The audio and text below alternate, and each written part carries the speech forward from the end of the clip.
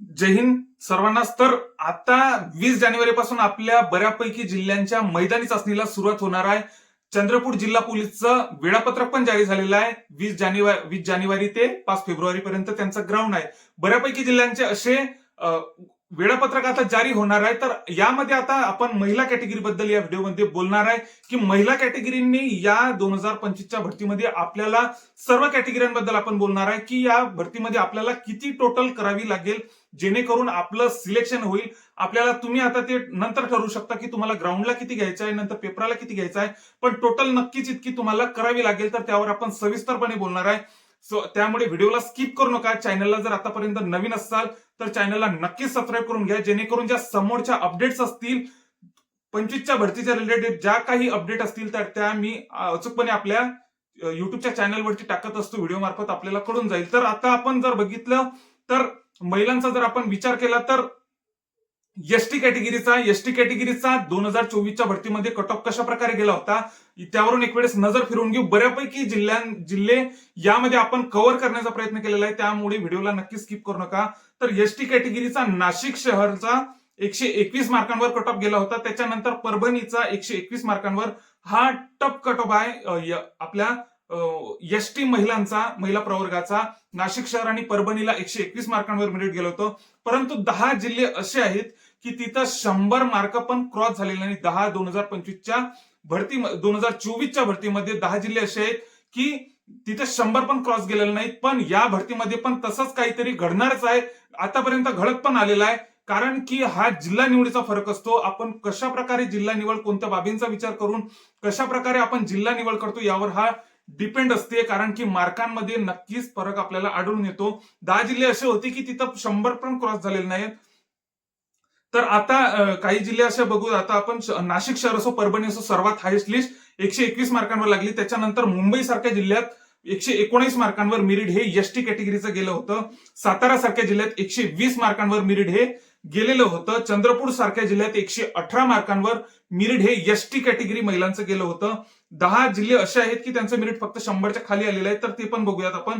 नाशिक ग्रामीणचं फक्त 73 मार्कांवर ST कॅटेगरीचं merit हे लागलेलं आहे. सांगली सारख्या जिल्ह्यात 74 मार्कांवर, छत्रपती संभाजीनगर लोहमार्ग आणि ग्रामीण या दोन्ही ठिकाणी 82 मार्कांवर एसटीची महिला ही भरती झालेली आहे. त्याच्यानंतर महाराष्ट्रातील धाराशिव असो, वाशिम असो, पुणे जीआरपी असो, सोलापूर शहर असो, जालना असो, अशा जिल्ह्यांमध्ये 100 मार्कांच्या खाली मेरिट हे एसटी कॅटेगरीच्या महिलांचं गेलेलं आहे. फक्त 3 ते 4 जिल्हे असे सोडले. फक्त सर्वात हायस्ट लिस्ट किती लागली एसटी कॅटेगरीची? 121 मार्कांवर नाशिक शहर आणि परभणीची. त्याच्यानंतर सर्वच्या सर्व आपण जर आता सध्या 120 समजा, आता 120 तर भरपूर झाले. तुम्ही एसटी कॅटेगरीच्या महिलांनी जर 110 जरी क्रॉस केले तरी तुमचं बऱ्यापैकी अपवाद 2-3 जिल्हे जर सोडले तर नक्कीच तुमचं 110 तुम्ही फक्त क्रॉस करा, तुमचं सिलेक्शन हे नक्कीच होईल. त्याच्या खाली तर लिस्ट येतेच, पण आपण 110 प्लसच आपण यावेळेस टोटल करायला पाहिजे माझ्या मते. तर ओबीसी कॅटेगरी आता समोर बघूयात. ओबीसी कॅटेगरीचा कट ऑफ कशा प्रकारे लागला होता तर नाशिक शहर आणि धुळे यासारख्या ठिकाणी 127 मार्कांवर ओबीसीची महिला ही भरती झालेली आहे. 2 जिल्ह्यांमध्ये सर्वात हायेस्ट लिस्ट लागली होती. त्यातच नाशिक ग्रामीणचं मेरिट फक्त 89 मार्कांवर नाशिक ग्रामीणचं मेरिट हे ओबीसी कॅटेगरीचं आलेलं होतं. महाराष्ट्रातील 4 जिल्हे असे आहेत की फक्त तिथं 100 मार्कांच्या खाली मेरिट हे ओबीसी महिलांचं आलेलं होतं. 5-7 जिल्हे असे आहेत की तिथं 120 क्रॉस झालेलं होतं. तर त्यानंतर मुंबई असो, जळगाव असो, सिंधुदुर्ग असो, ठाणे शहर असो, बीड असो, नागपूर शहर असो, चंद्रपूर असो, बुलढाणा असो, या जिल्ह्यांचं मेरिट 120 क्रॉस झालं होतं. पण त्याच वेळेस यवतमाळ सारखा जिल्हा असो, वाशिम असो, वर्धा असो, नाशिक असो, नाशिक ग्रामीण असो, या जिल्ह्यांचं मेरिट हे 100च्या खाली लागलेलं होतं. हे जे जिल्हे मी सांगितले 100च्या खाली 5-6 जिल्हे असे होते की तिथं 120 क्रॉस झालेला आहे. कारण की कॅटेगरी पण तशीच आहे. ओबीसी कॅटेगरीचं आपल्याला माहितीच आहे की मेरिट हे हाय जात असते. तर त्याच्यामुळे या मेरिटमध्ये आपल्याला फरक आढळून येतो. तर ओबीसी महिलांनी जर 115 जरी क्रॉस केलं, 115 पर्यंत जरी तुम्ही पोहोचले तरी आपलं सिलेक्शनचे चान्सेस हे बऱ्यापैकी होत असतात. फक्त आता जर आपण 2024च्या भरतीचा जर आपण विचार केला तर इतके काही हायेस्ट वगैरे काही मेरिट वगैरे काही लागले नाही. 5-6 जर जिल्हे सोडले तर त्याच्यानंतर सर्वच्या सर्व मेरिट हे 120च्याच खाली समजा आपण धरून घेऊ की 120च्या खाली सर्वचे सर्व मेरिट हे लागलेले आहे, तर 115 जरी आपण टोटल केली, यावेळेस जागा पण ओबीसीच्या बऱ्यापैकी जागा आहेत. तर यावेळेस जरी तुम्ही 115 पर्यंत पोहोचले तरी आपलं सिलेक्शनचे चान्सेस हे बऱ्यापैकी आहेत. त्याच्यानंतर एनटीसी महिलांचा जर बघितलं, एनटीसी आता माहिती आहे आपल्याला की एनटीसीची सर्वात टफ लिस्ट लागते, 1-2 मार्कच ओपनच्या खाली सर्वसाधारण पुरुषांची लागते. तर महिलांची कशा प्रकारे मागच्या 2024च्या भरतीमध्ये लागली होती, तर एनटीसी महिलांचा सर्वात हायेस्ट मेरिटचा जर आपण विचार केला तर सातारा जिल्ह्यामध्ये 128 मार्कांवर एनटीसीची महिला भरती झालेली आहे. त्याच्यानंतर मुंबईला 125 मार्कांवर आणि महाराष्ट्रातील असे काही जिल्हे आहेत की 120 क्रॉस तिथं गेलेले आहे. तर ठाणे, धुळे, छत्रपती संभाजीनगर, ग्रामीण, रायगड यासारख्या जिल्ह्यांचं मेरिट 120 क्रॉस झालं होतं. त्याच्यानंतर काही जिल्हे असे आहेत की 100च्या आसपासच लागले आहे. महिला कॅटेगरीचा जर आपण विचार केला तर काही फक्त 5-6 जिल्हे, फक्त बऱ्याच सर्वच कॅटेगरीचे 5-6 जिल्हे अपवाद जर सोडले तर बऱ्यापैकी जिल्ह्यांचं मेरिट हे 110च्या खाली, 115च्या खालीच मेरिट हे आलेलं आहे. इतकं तुम्ही लक्षात ठेवा. तर ठाणे, धुळे, छत्रपती संभाजीनगर, ग्रामीण, रायगड आणि यासारखे जिल्हे 120 क्रॉस गेले. पण आता महाराष्ट्रातील 5 जिल्हे असे आहेत की 100 मार्कांच्या खाली लिस्ट आलेली आहे. तर भंडारा सारखा जिल्हा जर आपण बघितला की 91 मार्कांवर, वाशिमला 94, तर मुंबई जीआरपीला 96 मार्कांवर आणि यवतमाळ सारख्या जिल्ह्यात 84 मार्कांवर अशा प्रकारे एनटीसी महिलांच्या लिस्टा लागलेल्या आहेत. आपण जर फक्त आता ज्या ओबीसी महिला असतील, एनटीसी महिला असतील, एससी, एसटी, एसबीसी या ज्या कॅटेगरी जर सोडल्या तर त्याच्यानंतर ह्या ज्या एनटीसी म्हणजे ह्या इतर कॅटेगरी ज्या आहेत, एनटीसी असो, ओबीसी असो, एससीबीसी असो, ईडब्ल्यूएस असो, तर या कॅटेगरींना 115 पर्यंत जर तुम्ही केले, मार्क टोटल केली, तर तुमचं सिलेक्शन हे 100% होईल. तर 115 तुम्ही सेफ आकडा धरून घेऊ शकता. म्हणजे त्याच्या खाली तर 5-6 जिल्हे जर अपवादात्मक सोडले तर बऱ्यापैकी जिल्ह्यांचा 110, 112, 115च्या आसपासच मेरिट हे लागलेलं आहे, हे आपल्याला आढळून येते. ओपन महिलाचा जर आपण विचार केला तर ओपन महिलांचं कशा प्रकारे लागलं होतं, तर काही जिल्ह्यात 135 ते 138 पण ओपन महिलांचं मेरिट हे आलेलं आहे. तर त्यामध्ये तर काही जिल्हे असे आहेत की 100 पेक्षा कमी मेरिट हे लागलेलं आहे. तर ते कोणकोणते आहे? बीडला 138, सिंधुदुर्गला 135, वर गेलं तर धुळे, नाशिक सारख्या जिल्ह्यात 130, 132 क्रॉस झालेला आहे. इथं आपल्याला ओपन महिलांचे मेरिट आपल्याला समजून येते. आता सर्वात कमी कुठं, तर सर्वात कमी सोलापूर शहरला फक्त 93 मार्कांवर, भंडाऱ्याला 104 मार्कांवर, यवतमाळला 105 मार्कांवर अशा प्रकारे मेरिट हे ओपनचं पण 100च्या आसपास मेरिट हे महिलांचं आलेलं आहे. तर यावरून आपण समजू शकतो कट ऑफ कशा प्रकारे लागला होता. आता एससी महिलांचा कट ऑफ कशा प्रकारे गेला होता, यावेळेस किती आपल्याला कट ऑफ करावं लागेल, तर आता एससी महिला बद्दल बोलणार आहे. तर सर्वात टपचा जर आपण विचार केला एससी कॅटेगरीच्या महिला प्रवर्गाबद्दलचा, तर आता 131 मार्कांवर धुळे शहरला मेरिट हे 2024च्या भरतीमध्ये गेलं होतं. आणि महाराष्ट्रातील सर्वात कमी मेरिट लागलं होतं तर ते ठाणे ग्रामीणचं 84 मार्कांवर मेरिट हे लागलेलं होतं. तर मग कोणकोणत्या जिल्ह्यामध्ये मेरिट हे हाय गेलं होतं, तर 119 मार्कांवर नाशिक शहर असो, बुलढाणा असो, मुंबई शहर असो, तर या जिल्ह्यांमध्ये 119 मार्कांवर मेरिट हे एससी महिलांचं गेलं होतं. तर हे यामध्ये आपल्याला फरक आपल्याला आढळून येतो.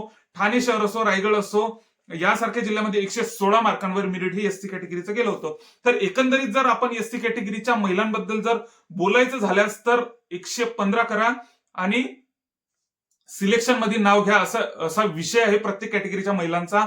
फक्त 3-4 जिल्हे अपवाद सोडले तर बऱ्यापैकी जिल्ह्यांचा 112, 110च्या आसपासच मेरिट हे, 115च्या आसपासच मेरिट हे गेलेलं आपल्याला आढळून येते. त्याच्यानंतर ठाणे ग्रामीणचा जर आपण विचार केला तर 85 मार्कांवर एससी कॅटेगरीच्या महिलांचं, नंतर भंडारा असो, मुंबई जीआरपी असो या जिल्ह्यांमध्ये 93 मार्कांवर मेरिट हे गेलेलं होतं. यवतमाळ सारख्या जिल्ह्यात 94 मार्कांवर मेरिट हे गेलं होतं. पालघर सारख्या जिल्ह्यात 95 मार्कांवर हे मेरिट हे गेलेलं होतं. मीरा भाईंदरचा 97 मार्कांवर. तर 6-7 जिल्हे असे आहेत की तिथं 100 पेक्षा कमी लागलेली आहे लिस्ट. एकंदरीत आता हे जे 100 पेक्षा कमी लागणारे बऱ्यापैकी जिल्हे आपल्याला 2024च्या भरतीमध्ये दिसलेले आहेत. या 2025च्या भरतीमध्ये पण असंच घडणार आहे. या भरतीमध्ये पण असं वेगळं वगैरे काही नाहीये. कॉम्पिटिशन वगैरे सर्व काही सेम असते. इतकं वगैरे काही कॉम्पिटिशन काही वेगळं काही नसणारच आहे. म्हणजे आता महिलांचा जर आपण विचार केला तर 100 मार्कांच्या आसपास पण बऱ्यापैकी बऱ्यापैकी जिल्ह्यांचे मेरिट हे लागलेलं आहे. त्याच्यानंतर कुठं कुठं फक्त 110 115च्या आसपास, म्हणजे जर तुम्ही 115 जर टोटल केली प्रत्येक कॅटेगरीच्या महिलांनी, तरी आपलं सिलेक्शनचे चान्सेस हे 100% आहेत. हे इतकं तुम्ही लक्षात घेऊन घ्या. तर NTD महिलांबद्दल बोलणार आहे. NTD प्रवर्गाच्या महिलांमध्ये तर भरपूर असं काही फरक आपल्याला दिसून येतो. तर काही जिल्ह्यांचं मेरिट 125 गेलं, तर काही 100च्या आसपास आपल्याला दिसूनच येते. तर मुंबई आणि सांगली यासारख्या जिल्ह्यांचं मेरिट 125 मार्कांवर NTD महिलांचं मेरिट हे गेलेलं होतं. सिंधुदुर्गाचं 124, तर जळगावचं 123 मार्कांवर मेरिट हे गेलेलं होतं. याच्या उलटच आता जर बघितलं आपण तर कोल्हापूरचं फक्त 75 मार्कांवर NTD महिला ही भरती झालेली आहे. नागपूर ग्रामीणला 101 मार्कांवर, चंद्रपूरला 103 मार्कांवर इतकं मेरिट हे कमी गेलेलं आहे NTD महिलांचं.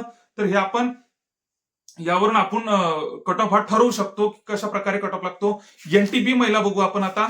NTB महिलांचा जर आपण विचार केला, NTB प्रवर्गातील महिलांचा जर आपण विचार केला, तर काही जिल्ह्यांमध्ये बीड सारखा जर जिल्हा बघितला तर बीडमध्ये 136 मार्कांवर मेरिट हे NTB महिलांचं इतकं गेलं होतं. त्याच्यानंतर मुंबईला NTBची एकच जागा होती आणि नवी मुंबईला NTBची एकच जागा होती आणि एकही महिलांनी तिथं फॉर्म भरलेला, आणि त्यामुळे महिलांची जागा आपल्याला माहितीच आहे की सर्वसाधारणला जे सामाजिक आणि समांतर आरक्षण, म्हणजे महिलांची जागा असो, माजी सैनिकची असो, हे जे खालचे कॅटेगरी आहेत, तर यांच्या सर्वच्या सर्व जागा आपल्या सर्वसाधारणला मिळत असतात हे आपल्याला माहिती आहे. नवी मुंबईला जागा खाली गेली होती NTBची. तर आणखी टपचा जर जिल्हा बघितला, धाराशिवला 132 मार्कांवर, मुंबई, ठाणे शहर, जळगाव असेल अशा ठिकाणी 120 क्रॉस गेलेलं होतं मेरिट NTB महिलांचं. तर त्यामध्येच आता 100 पेक्षा कमी पण मेरिट लागलेलं आहे. भंडारा सारख्या जिल्ह्यात 100 मार्कांवर, मीरा भाईंदरला 98 मार्कांवर, कोल्हापूरला 85 मार्कांवर आणि नवी मुंबईला तर मागे बऱ्यापैकी कमीच लागलेलं आहे NTB महिलांचं. तर विजय महिलांचा बद्दल बोलू आपण आता. विजय महिलांच्या प्रवर्गामध्ये आपल्याला बऱ्यापैकी सगळ्याच कॅटेगरीत आपल्याला आढळून येते की काही 115च्या क्रॉस जातात, तर काही 100च्या आसपासच मेरिट हे लागत. प्रत्येक कॅटेगरीत असं घडत आहे महिलांच्या. विजयचा आता बघूयात. मुंबई आणि जळगाव सारख्या ठिकाणी 125 मार्कांवर मेरिट गेलं होतं. नांदेड सारख्या ठिकाणी 95 मार्कांवर मेरिट गेलं होतं. ठाणे, रायगड, सातारा यांसारख्या ठिकाणी मेरिट हे 120 क्रॉस झालं होतं. तर भंडारा सारख्या ठिकाणी 99 फक्त, पालघरला 103, पिंपरी चिंचवडला 104 मार्कांवर अशा प्रकारे विजय कॅटेगरीचं मेरिट हे गेलेलं होतं. त्याच्यानंतर ईडब्ल्यूएस महिलांचा जर आपण विचार केला तर इथं ईडब्ल्यूएस महिलांमध्ये काय घडलं होतं मागच्या वेळेस, बऱ्यापैकी जिल्ह्यांमध्ये जागा ह्या ईडब्ल्यूएस महिलांच्या खाली गेलेल्या होत्या आणि जिथं जागा होत्या तिथं महिलांचे फॉर्म पण आले आणि मेरिट पण तशाच प्रकारे खाली झाली ईडब्ल्यूएस महिलांची. तर ते आपण पाहूयात. तर ईडब्ल्यूएस महिलांचा जर आपण विचार केला, काही जिल्ह्यांचं मेरिट कसं लागलं होतं, तर मुंबईचं 115 मार्कांवर, सोलापूर ग्रामीण 110 मार्कांवर, चंद्रपूरला 111 मार्कांवर, नाशिक, ठाणे सारख्या ठिकाणी 108 मार्कांवर ईडब्ल्यूएस महिलांचं मेरिट हे गेलेलं होतं. तर त्याच्यानंतर नांदेड सारख्या ठिकाणी 73 मार्कांवर, बीड, वर्धा सारख्या ठिकाणी 74 मार्कांवर, ठाणे, मुंबई, JRP सारख्या ठिकाणी 76 मार्कांवर मेरिट हे गेलेलं होतं. आणि 4 जिल्हे असे होते की तिथं जागा असताना पण जागा होत्या आणि एकही महिला उपलब्ध झाल्या नाही, म्हणजे तिथं अर्जच आला नाही. त्यामुळे आपल्याला माहितीच आहे सर्वसाधारणला ह्या जागा मिळत असतात. तर कुठं कुठं त्या ईडब्ल्यूएसच्या महिलांच्या जागा खाली गेलेल्या आहेत ते पाहून घेऊया. अमरावती शहरला 6 जागा होत्या, 6च्या 6 जागा खाली गेल्या. परभणीला 3 होत्या, पुणे रेल्वेला 3 होत्या, वाशिमला 2 होत्या आणि अहिल्यानगरला 1 होती. तर अशा प्रकारे महिलांच्या ह्या ज्या जागा आहेत तितक्या जागा ह्या खाली गेलेल्या होत्या ईडब्ल्यूएस महिलांचा. आणि जिथं महिला भरल्या गेलेल्या आहेत ते पण आपण मेरिट बघितलं की 100च्या आसपासच मेरिट हे गेलेलं आहे. तर एकंदरीत जर फक्त मला एकंदरीत जर सांगायचं झाल्यास, तर फक्त तुम्ही जर आता प्रत्येक कॅटेगरीचा जर आपण मागच्या 2024च्या भरतीचा जर आपण विचार केला, तर प्रत्येक कॅटेगरी, महिला कॅटेगरी बद्दल बोलत आहे, महिला कॅटेगरीचा प्रत्येक कॅटेगरी बद्दल जर आपण बघितलं तर कुठं सगळ्याच कॅटेगरीत 100च्या आसपास कुठं लिस्ट जाते, तर कुठं 115च्या आसपास मेरिट हे जात असते. तर काही ठिकाणीच फक्त अपवादात्मक 115च्या वर हे लिस्ट जात असते प्रत्येक कॅटेगरीची. तर आपण जर 115 जर टार्गेट ठेवलं तर नक्कीच आपलं सिलेक्शन होईल. तुम्ही टोटल कशी करता, ग्राउंडला किती घेता, पेपरला किती घेता, फक्त टोटल तुम्ही तितकी 115 पर्यंत टोटल तुमची न्या. आणि SC असो, ST असो, SBC असो, या ज्या कॅटेगरी, ईडब्ल्यूएस असो, या ज्या कॅटेगरी आहेत ना, यांनी जर फक्त 110 105च्या वर जरी तुम्ही क्रॉस केले तरी तुमचं सिलेक्शन हे सिलेक्शनचे चान्सेस हे बऱ्यापैकी वाढून जातात. 105, 107च्या पुढे फक्त तुम्ही जा आणि तुमचं सिलेक्शन हे नक्कीच होणार आहे. त्याच्यासोबतच आता या ओबीसी, एनटीसी या ज्या महिला प्रवर्ग आहेत यांनी 115 पर्यंत टोटल करा. नक्कीच तुमचं सिलेक्शन होईल आणि येणाऱ्या 20 तारखेसाठी तुम्हाला खूप खूप शुभेच्छा. चांगलं ग्राउंड आहे आणि पेपरमध्ये पण चांगले मार्क घ्या. आणखी जशा काही या भरतीबद्दलच्या ज्या अपडेट येत राहतील त्या मी तुमच्यापर्यंत नक्कीच देण्याचा प्रयत्न करणार आहे. सोबतच व्हिडिओ जर आवडला असेल तर नक्कीच आपल्या चॅनलला सबस्क्राईब करा. जय हिंद.